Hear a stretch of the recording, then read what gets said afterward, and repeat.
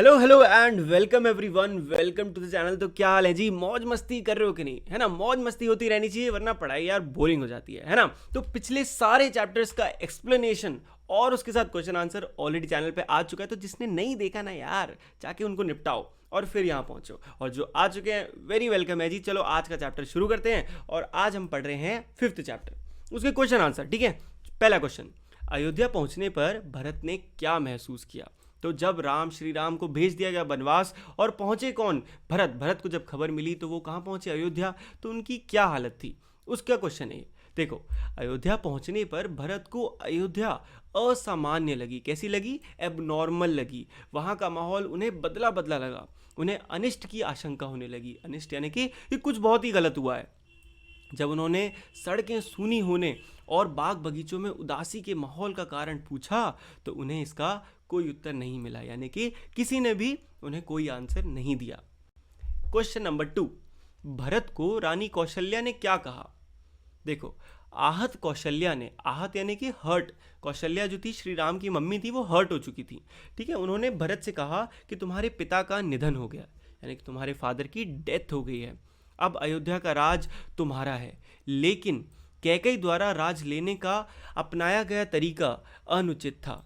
राम को 14 वर्ष के लिए वनवास दिया है। सीता और लक्ष्मण भी राम के साथ वन गए हैं। तो हुआ दरअसल क्या, जब वो वहाँ पहुँचे भरत, तो उन्हें और कोई तो कुछ बता नहीं पाया। सिर्फ कौशल्या जो माता थी, उन्होंने उन्हें सारी बात कह सुनाई। Next question, question number 3, Bharat ने अपनी माँ को किन शब्दों में धिक्कारा? यानी कि जब उसको पता चला कि उसकी मदर ने क्या क्या किया है तो उसने क्या क्या बोला उनको? भरत ने अपनी माँ को धिक्कारते हुए कहा, ये तुमने क्या किया माते? ऐसा अनर्थ, घोर अपराध, अपराधनी हो तुम। वन तुम्हें जाना चाहिए था, राम को नहीं। तुमने पाप किया है माते। इतना साहस कहाँ से आया तुम में? किसने तुम्हारी बुद्धि भ्रष्ट की? उल्टा पाठ किसने पढ़ाया? ये अपराध अक्षम्य है। चलो अब देखते हैं next question, question number 4। Bharat ने सभासदों के सामने अपनी क्या मंशा जताई? यानी कि अपनी मन की क्या जो फीलिंग थी, क्या एक्सप्रेस की? देखो, भरत ने सभासदों के सामने अपनी मंशा जताते हुए कहा, मेरी माँ ने जो किया है उसमें मेरा कोई हाथ नहीं है। मैं राम की सौगंध खाकर कहता हूँ, मैं वन में राम के पास जाऊँगा, प्रार्थना करूँगा कि वे गद्दी संभालें और मैं दास बनकर रहूँगा। उनके मन में राम के लिए जो प्योर रिस्पेक्ट थी, उन्होंने वो एक्सप्रेस की सबके सामने। क्वेश्चन नंबर 5, भरत वन जाने के लिए क्यों परेशान थे? भरत वन जाने के लिए भाई क्यों परेशान थे? राजा दशरथ की मृत्यु के बाद अयोध्या का सिंहासन खाली हो गया था। ये देखकर महर्षि वशिष्ठ ने भरत और शत्रुघ्न को बुलाकर राजकाज संभालने के लिए कहा। भरत ने मुनि का अनुरोध स्वीकार करते हुए राजगद्दी पर राम का अधिकार बताया। उन्होंने बोला कि इस पर मेरा कोई अधिकार ही नहीं है, इस पर तो मेरे बड़े भाई श्री राम, उनका ही अधिकार है। अब राम ही राज्य के सच्चे अधिकारी हैं। राज्य का कार्यभार संभालना भी भरत पाप समझते थे। वो समझते थे कि ये मेरे लिए पाप है कि मैं जो उनकी जिम्मेदारी है वो चुरा रहा हूँ। उन्होंने वन जाने का निश्चय किया ताकि राम को अयोध्या वापस ला सकें। इसीलिए वो परेशान थे, क्योंकि उन्हें जल्दी से जल्दी वन जाना था ताकि वो राम को वापस ला सकें। क्वेश्चन नंबर 6 देखते हैं।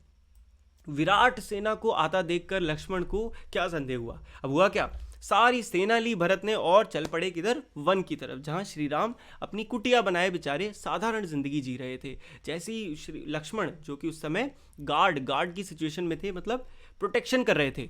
एक ऐसा होता था कि दो लोग अपने कुटिया में आराम से हैं तो एक बंदा बाहर ध्यान रख रहा है कि कोई दुश्मन ना आ जाए।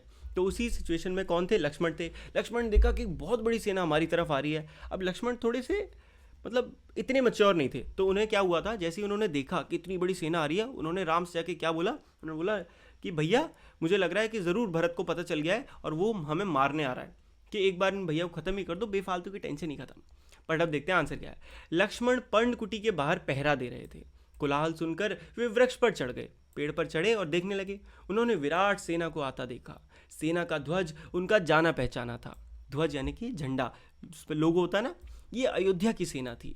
अयोध्या की सेना को अपनी ओर आता देख लक्ष्मण को संदेह हुआ कि भरत उन पर आक्रमण करने आए हैं और जान से मार डालना चाहते हैं। तो ये सोचा उन्होंने।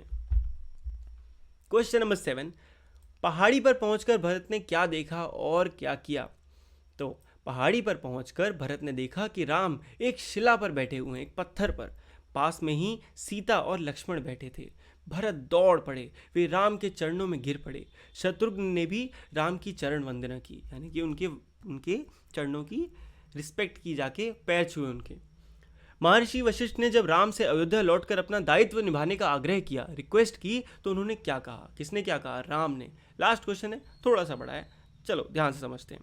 देखो, महर्षि वशिष्ठ ने राम से कहा कि रघुकुल की परंपरा के अनुसार ज्येष्ठ पुत्र ही राज का अधिकारी होता है, इसीलिए तुम अयोध्या लौट चलो और राज्य कार्य के दायित्व को संभालो।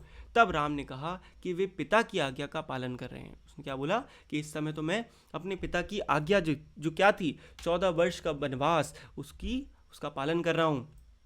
अब पिता की मृत्यु के बाद वे उनका वचन नहीं तोड़ सकते।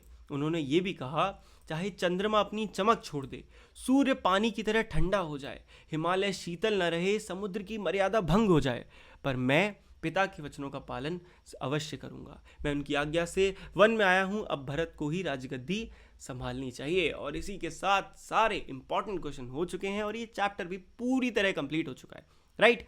बताना ज़रूर वीडियो कैसी लगी कमेंट करके, और बहुत सारी अच्छी अच्छी चीज़ें आपके लिए चैनल पे आ रही हैं। तो सब्सक्राइब नहीं करा है तो क्या कर रहे हो यार, सब्सक्राइब करो और अपने मित्रगणों जिनसे भी बोलो सबसे सब्सक्राइब करवाओ। ठीक है जी, मिलते हैं नेक्स्ट वीडियो में, तब तक के लिए goodbye, take care and मौज मस्ती करते रहिए।